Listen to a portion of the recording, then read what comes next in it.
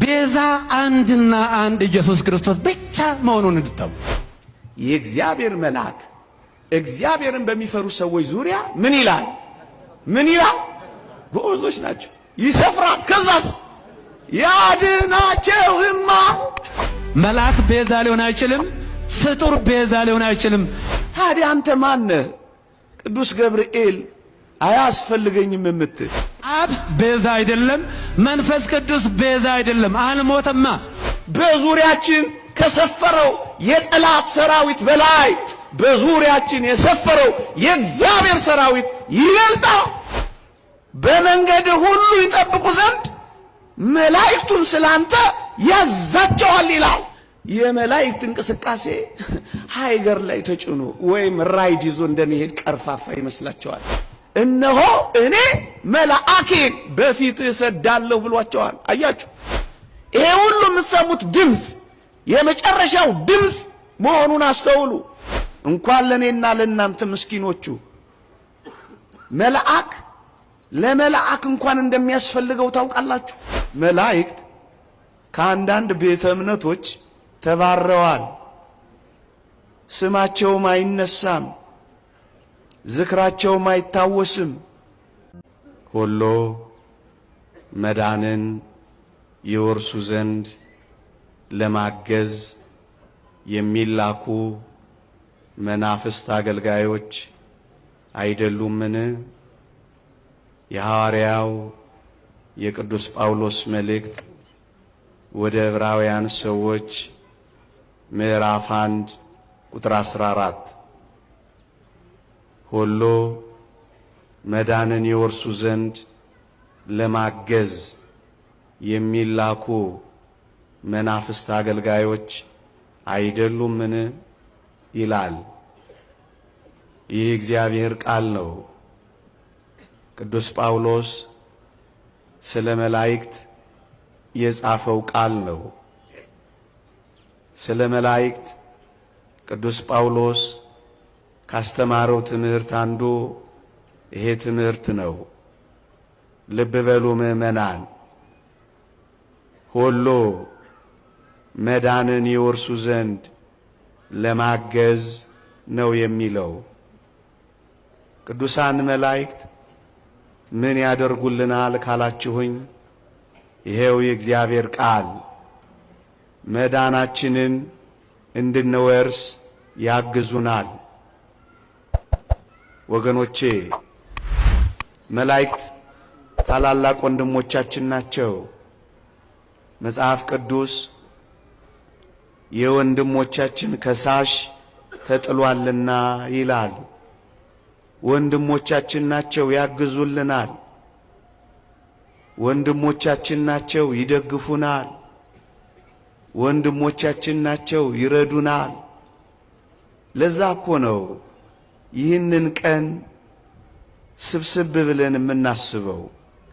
ሁሉ መዳንን ይወርሱ ዘንድ እኮ ነው የሚለው።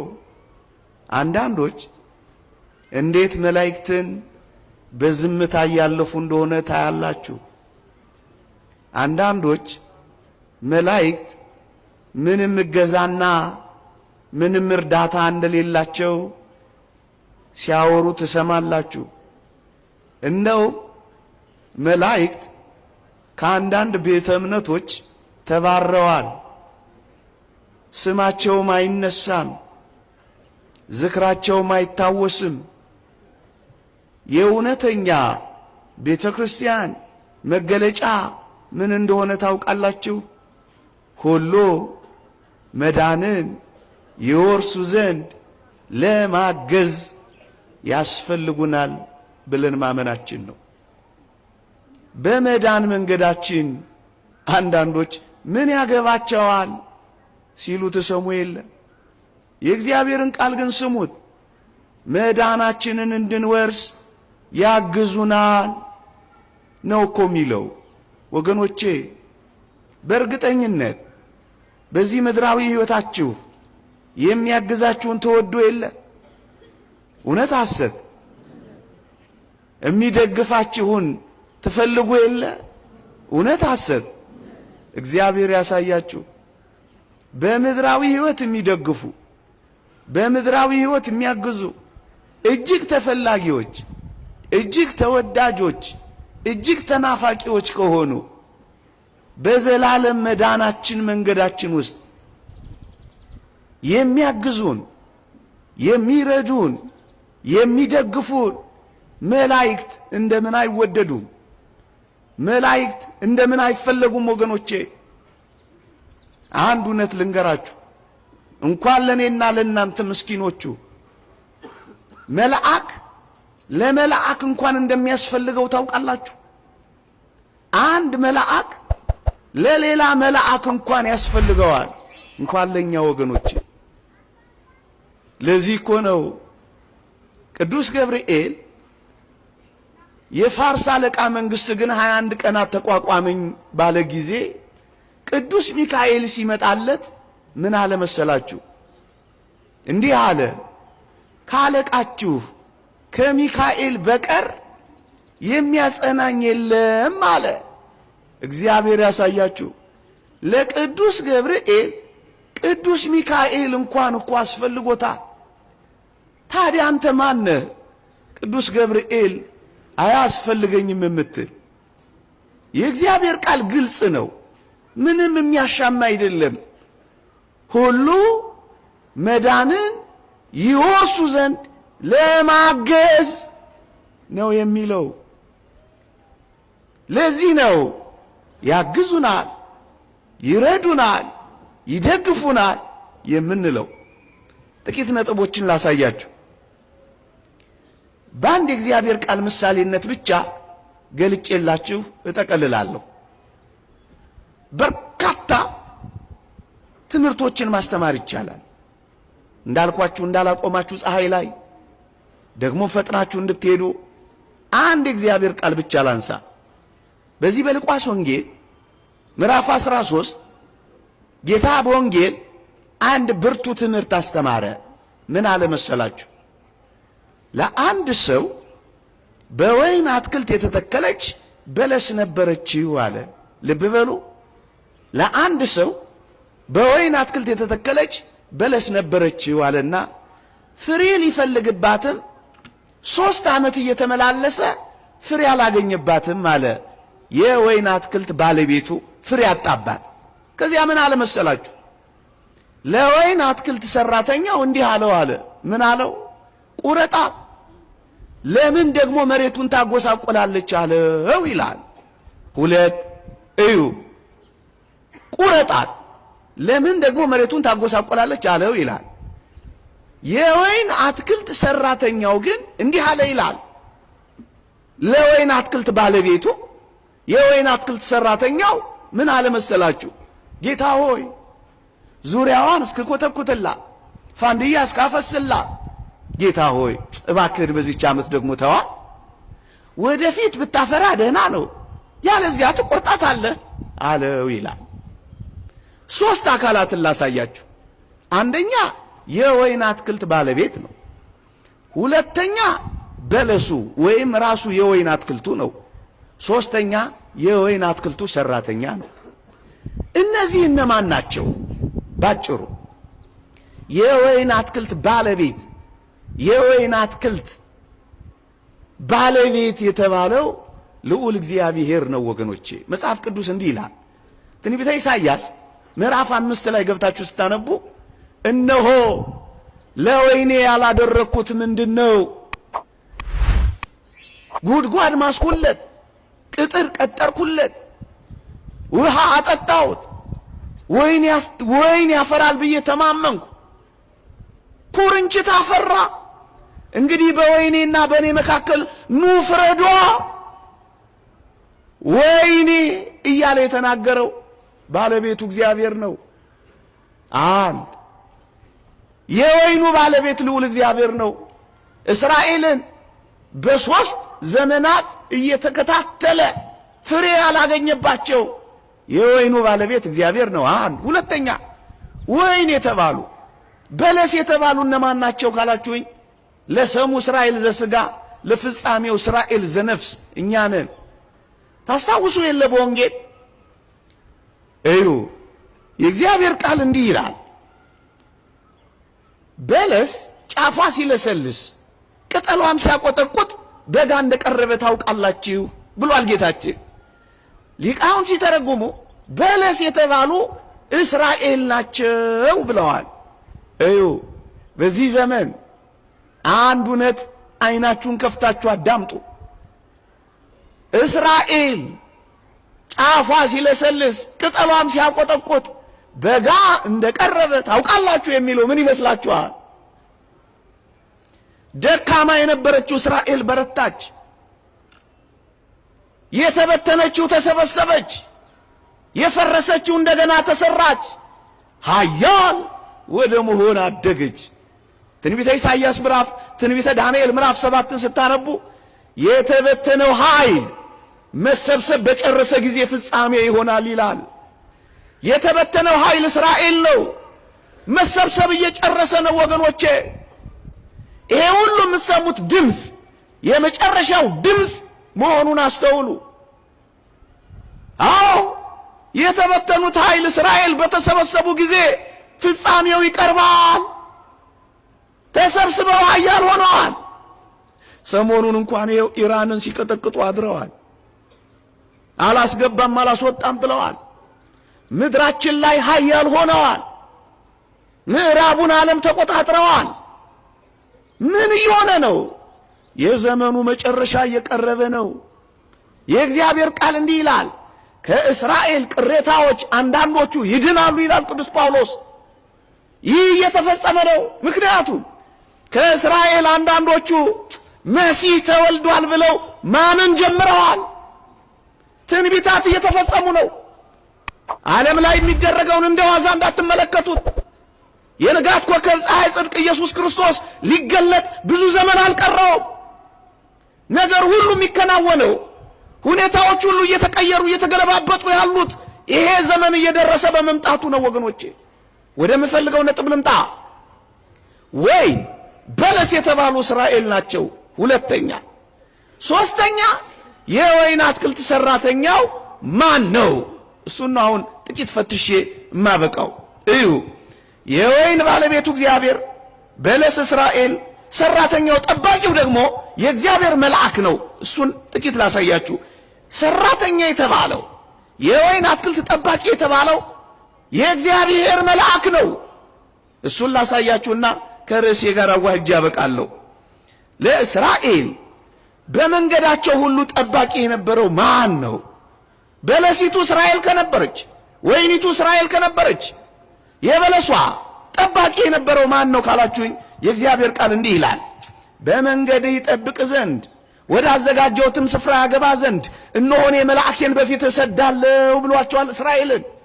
እግዚአብሔር ያሳያችሁ በኦሪት ዘጸአት ምዕራፍ 23 ቁጥር 20 ላይ እነሆ እኔ መልአኬን በፊትህ እሰዳለሁ ብሏቸዋል። አያችሁ የእስራኤል ቀኑን በደመና ሌሊቱን በብርሃን የበረሃውን ዋዕይ በደመና እያጫማ ነበልባል አብርዶ በረሃውን ያሻገራቸው የእግዚአብሔር መልአክ ነው። እዩ በመንገዴ ይጠብቅ ዘንድ እነሆ እኔ መልአኬን እልካለሁ አለ።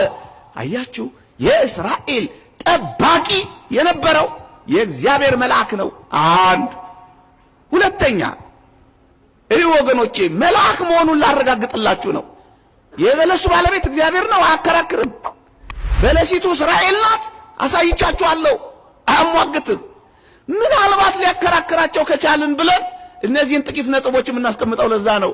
የእስራኤል ጠባቂ የእግዚአብሔር መልአክ ነው። ምክንያቱም በመንገድ ይጠብቅ ዘንድ ወደ አዘጋጀሁት ስፍራ ያገባ ዘንድ መልአኬን እልካለሁ ብሏል። መልአክ ነው። አንድ ሁለተኛ እዩ በርዕሴ ሁሉ መዳንን ይወርሱ ዘንድ ለማገዝ የሚላኩ መናፍስት አገልጋዮች አይደሉምን?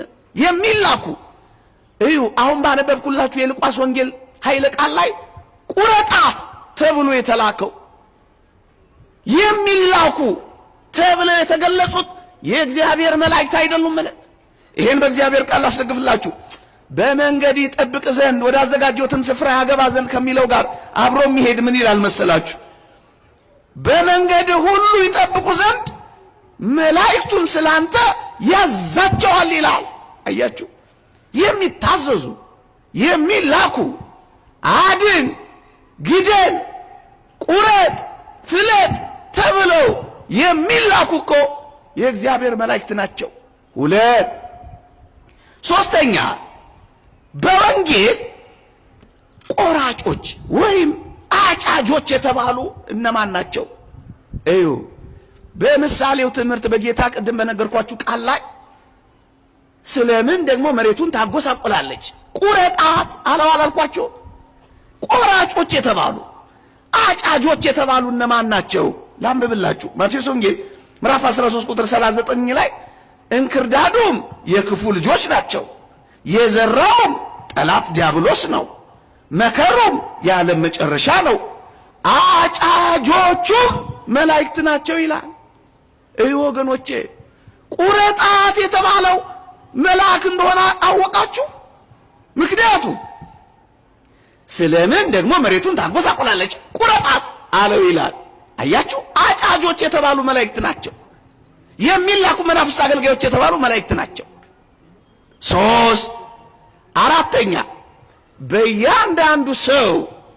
በእያንዳንዱ ሰው አጠገብ ያሉ ጠባቂዎች፣ ተንከባካቢዎች እነማን ይመስሏችኋል? የእግዚአብሔር መላእክት አይደሉምን? የእግዚአብሔር ቃል እንዲህ ይላል ከነዚህ ከታናናሾቹ አንዱን እንዳትንቁ መላእክቶቻቸው በሰማያት ዘውትር በሰማያት ያለውን የአባቴን ፊት ያያሉ እላችኋለሁ ይላል። የተወደዳችሁ ኦርቶዶክሳውያን አጠገባችሁ መልአክ አለላችሁ። መልአካችሁ ቅዱስ ገብርኤል አጠገባችሁ አለ። መልአካችሁ ቅዱስ ሚካኤል አጠገባችሁ አለ። ቀን በመንገዳችሁ ሌሊት በመኝታችሁ አንዳንድ መልአክ አለላችሁ። እግዚአብሔር ፍጥረቱን ሳያስጠብቅ እንዲሁ የተወው ይመስላችኋል? የእግዚአብሔር መልአክ አጠገባችን ባይኖርማ ኖሮ በአይኑ ብቻ ተመልክቶ የሚያጠፋን ሴጣን ዙሪያችንን እኮ እየዞረን ነበር። ለጥርሳቸው ንክሻ ያላደረገን እግዚአብሔር ይመስገን።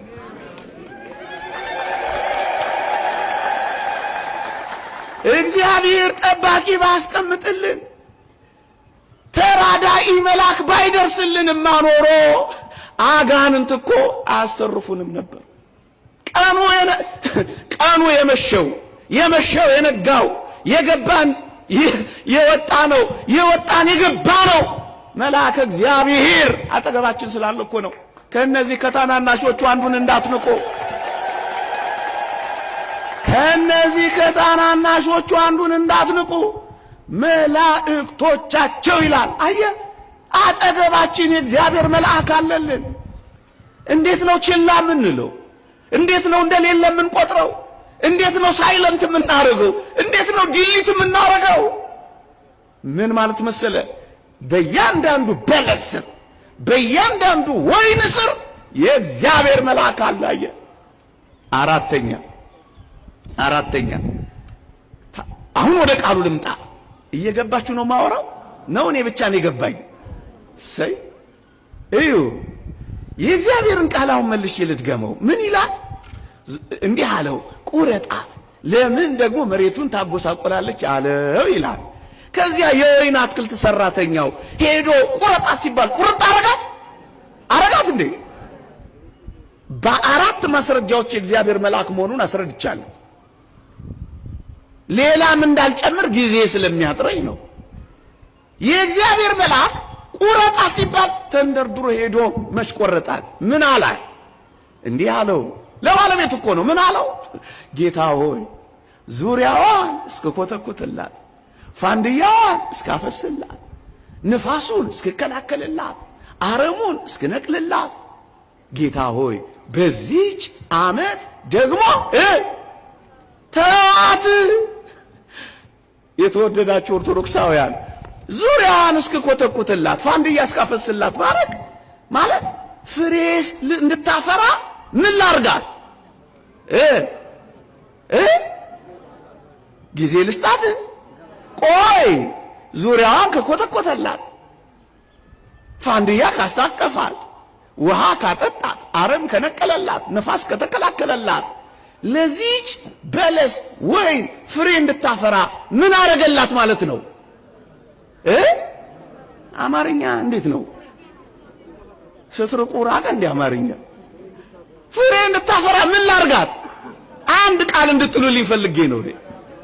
ምን ላርጋት? ጥሩ ነው እሱ። ሌላ ግን ሁሉ መዳንን ይወርሱ ዘንድ ለማገዝ ፋንድያ ካፈሰሰላት፣ ንፋስ ከተከላከለላት፣ አረም ከነቀለላት፣ ዙሪያዋ ከኮተኮተላት ምን አረገላት? አገዛት አትሉኝም እንዴ? እገዛ ነው እገዛ አይደለም? ፍሬ እንድታፈራ ምን ላርጋት? ላግዛት። እየገባችሁ ነው? ሁሉ መዳንን ይወርሱ ዘንድ ለማገዝ የተላኩ መናፍስት አገልጋዮች አይደሉም? ምን ላርግላት? ዲያብሎስን ልታገለላት፣ ጸሎት እንድታደርግ ላግዛት። ኦጊዮስ የተባለ ሊቅ እንደተናገረው እኛ ለጸሎት ስንቆም ይላል የእግዚአብሔር መልአክም እጆቹን አብሮ ከኛ ጋር ይዘረጋል ይላል። ማረኝ ስንል ማረው ይላል። ይህንን ነው እኮ የሚለው። እግዚአብሔር ያሳያችሁ። ዙሪያዋን እስክኮተኩትላት የሚለውን ቃል ከአንድ የእግዚአብሔር ቃል ጋር ላሳያችሁ።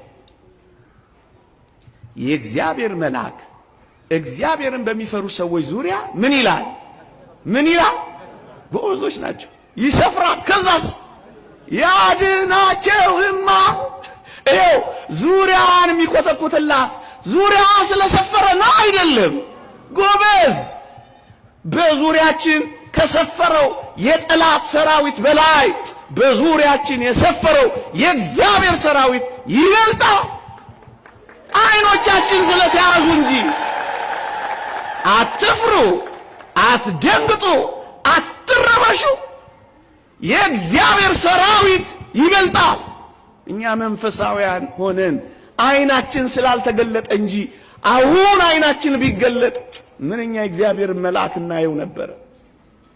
ፈሪዎቹን፣ ደካሞቹን በኃጢአት ምክንያት ውስጣችን ፈዘዘ፣ መንፈሳዊ አይናችን ደበዘዘ እንጂ የእግዚአብሔር መልአክ እናየው ነበር። ጊያዝ የሚባል ሰው ላስታውሳችሁ።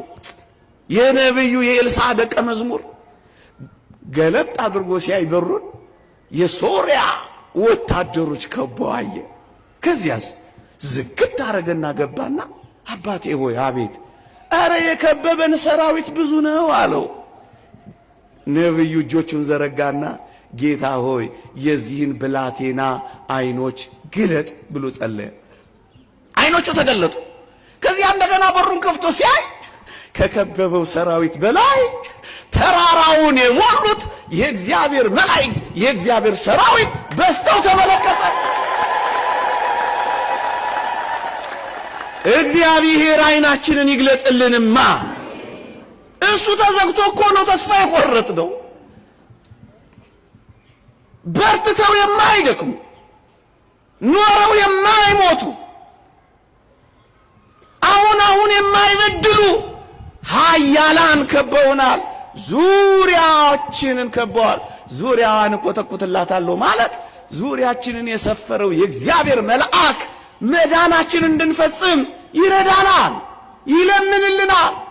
ምን ብሎ እዩት፣ ቁረጣት ሲለው ሄዶ ቁርጥ አይደለም ያደረጋት። ምን አለው? ጌታ ሆይ በዚህች ዓመት ደግሞ ምን በላት?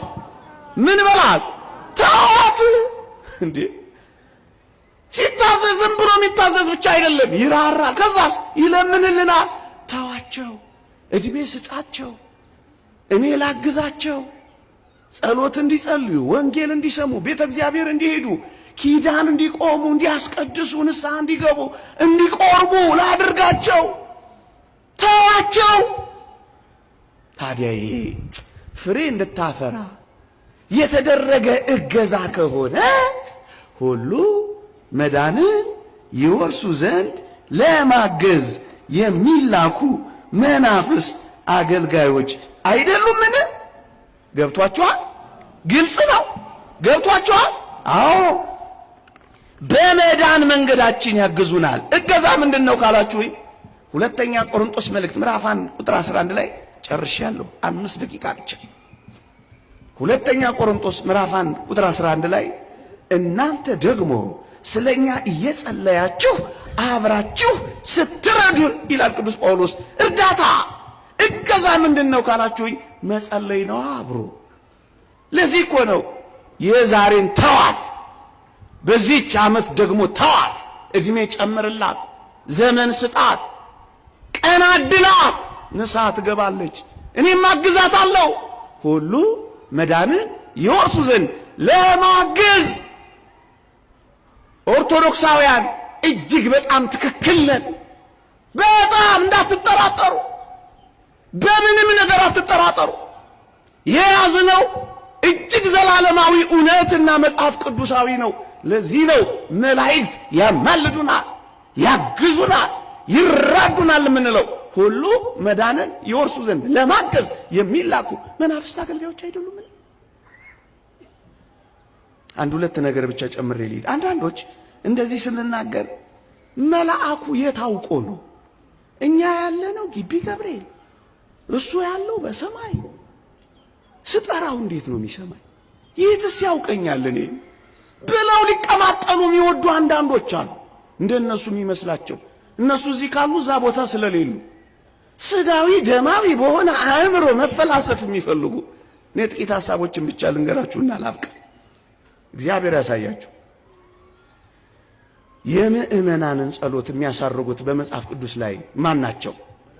መላእክት ናቸው አይደሉም? ናቸው አይደሉም? በጉልበት ነው እንዴ ማሳምናችሁ? ናቸው አይደሉም?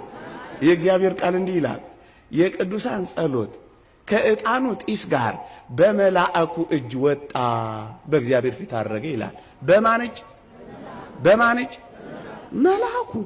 የተወደዳችሁ ኦርቶዶክሳውያን የኔና የእናንተን ጸሎት እያሳረጉ ጸሎታችንን አያውቁትም ማለት ነውር አይደለም። እያሳረጉት ታስታውሱ ይሆን? በመሰዊያው አጠገብ ሁለት ጊዜ ላስታውሳችሁ። አንደኛው ቆርኔሌዎስ የሚባልን አንድ ደግ ሰው የእግዚአብሔር መልአክ ምን አለው መሰላችሁ? ጸሎትህና ምጽዋትህ በእግዚአብሔር ፊት አረጋለው። ስላሳረገለት እኮ ነው አረጋለው። ዘካርያስን በተራው ዕጣ ክፍል በመሰዊያው አጠገብ ተገልጦ ልጅ ትወልዳለህ ሲለው ትዝ ይላችኋል? ጸሎቱን እኮ አሳርጎለት እኮ ነው።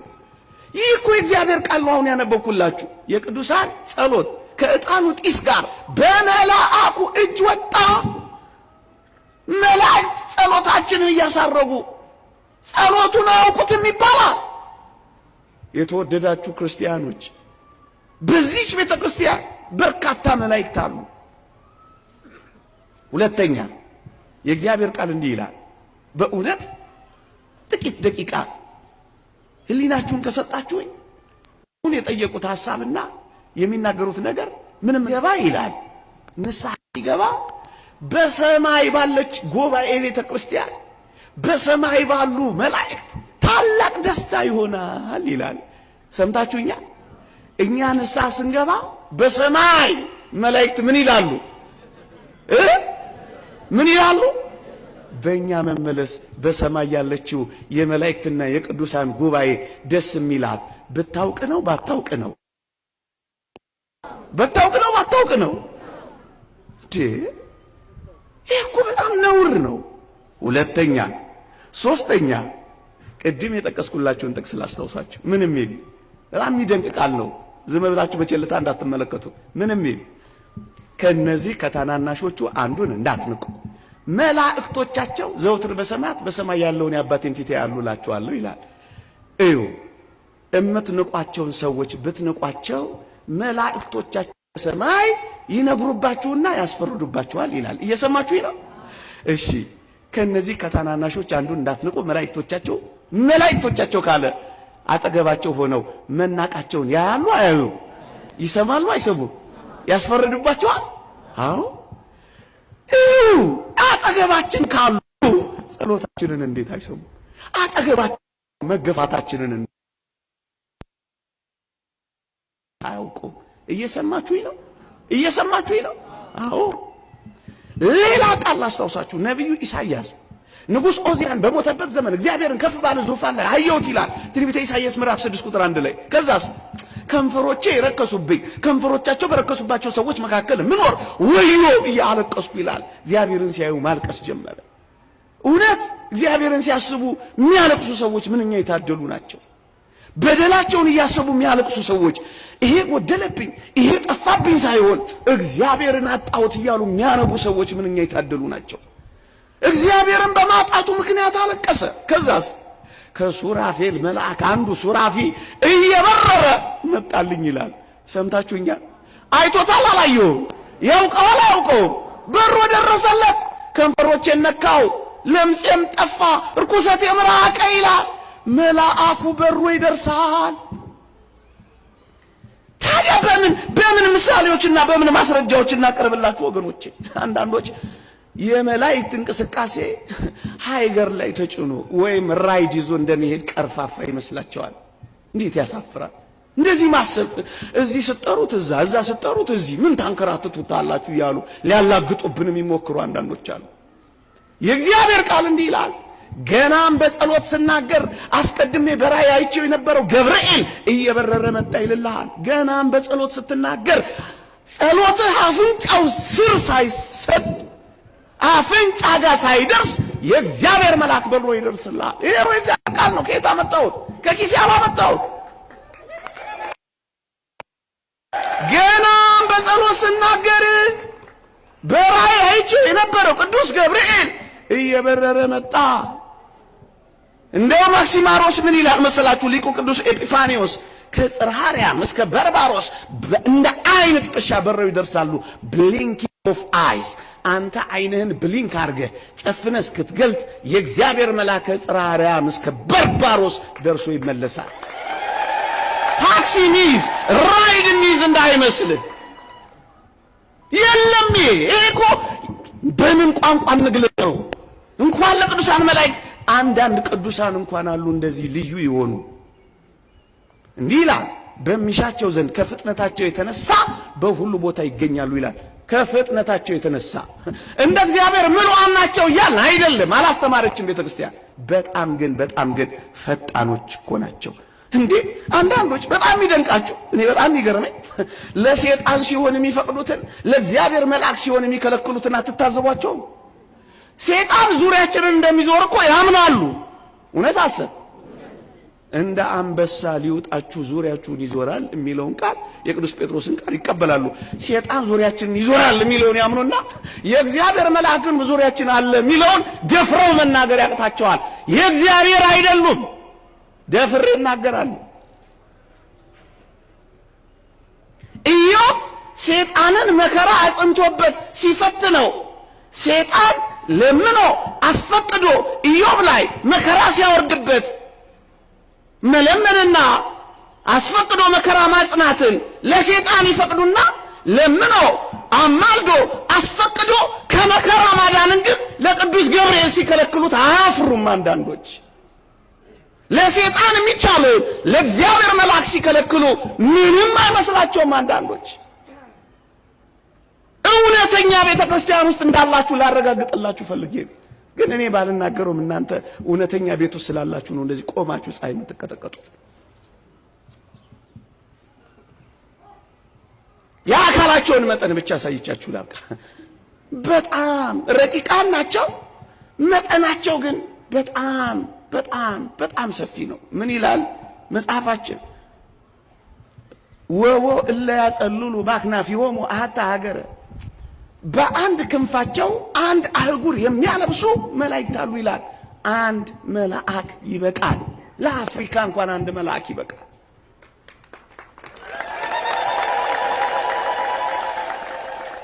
የተወደዳችሁ ኦርቶዶክሳውያን ይህን ምሳሌ ማቅረብ ለሁላችሁም በጣም ነገሩን ያቀላል። ፀሐይ ስትወጣ እና የእግዚአብሔር መልአክ ሲወጣ አነጻጽሬላችሁ ላብቃማ። እዩ፣ ፀሐይ ስትወጣ መላውን ዓለም ታበራለች። ምን ደፋሮች ናችሁ እናንተ! እዚህ እኮ ፀሐይ ሲወጣ ይሄን አንድ ምዕራቡ ዓለም ጨለማ ነው እኮ። አይፈረድባችሁም፣ ለነገሩ አይፈረድባችሁም። አሁን ልድገመው። ፀሐይ ስትወጣ ሙሉ ለሙሉ ዓለምን ታበራለች? አታበራም አይደል? እኔ አንድ የእግዚአብሔር ቃል ላሳያችሁ። ራዕየ ዮሐንስ ምዕራፍ 18 ቁጥር 1 ላይ ምን ይላል መሰላችሁ? አንድም መልአክ ሲወጣ አየሁ ይልና ከክብሩ የተነሳ ምድር በራች ይላል። እየሰማችሁ ይላል። ምድር ምን አለች? የእግዚአብሔር የአንዱ የእግዚአብሔር መልአክ ክብር ከፀሐይ ይበልጣል አይበልጥም? ይበልጣል አይበልጥም? ምን ይወዳደራል? ምን ይነጻጸራል? ምን ይፎካከራል? አሁን ነጥቤ ቆዩ፣ እያጨበጨባችሁ አታዘናጉኝ፣ እንዳታስረሱኝ የሸመደድኩት። እኔ የምፈልገው ነጥብ አሁን የምናገረው ላይ ነው። ፀሐይ ልክ ወጥታ ምድር ይመስላችኋል? ስንት ጊዜ ይፈጅባታል? አደራችሁ እንዳትገምቱ፣ የማታውቁትን ዝም ነው የሚባል። ስንት ጊዜ የሚፈጅ ይመስላችኋል? እንዴ ሳይንስ ተረሳ እንዴ? ጎበዝ ፒኤችዲ ስንት 8 ሰከንድ ብቻ ነው የሚፈጀው። ማን እዚህ ለመድረስ? ፀሐይ ልክ ከበቧ ስትወጣ ብርሃኗን ለመሞቅ 8 ሰከንድ ብቻ ነው የሚፈጀው። ይሄ ሳይንስ ነው፣ ከፈለጋችሁ መርምሩት። ታዲያ የእግዚአብሔር መልአክ ክብር ከፀሐይ ክብር ከበለጠ እቺ ፀሐይ ምድር ላይ ለመድረስ 8 ሰከንድ ብቻ ከፈጀባት የእግዚአብሔር መልአክ ስንት ሊፈጅበት ነው? ምን ይነሳሰራል?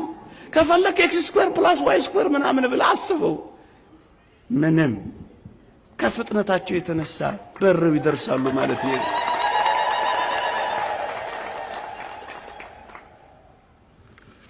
ሁሉ መዳንን ይወርሱ ዘንድ ለማገዝ የሚላኩ መናፍስት አገልጋዮች አይደሉምን?